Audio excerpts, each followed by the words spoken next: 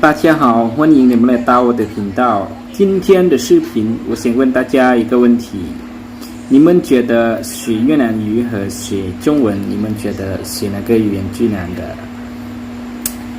当然，你们的答案就是学中文，对吧？跟我来说，最难的就是学越南语，因为呢，越南语有5个声调。当我们发音的时候，却有6个声音。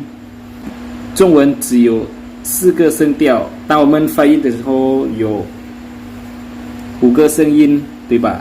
学中文最难的就是写汉字，对吧？越南语我已经学了4年了。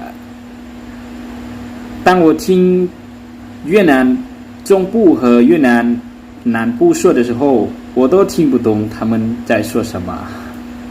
因为我在越南北部学越南语，不是在河内学习越南语。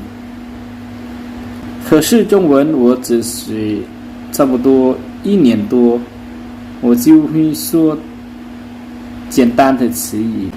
好，今天的视频我要结束了，谢谢你们。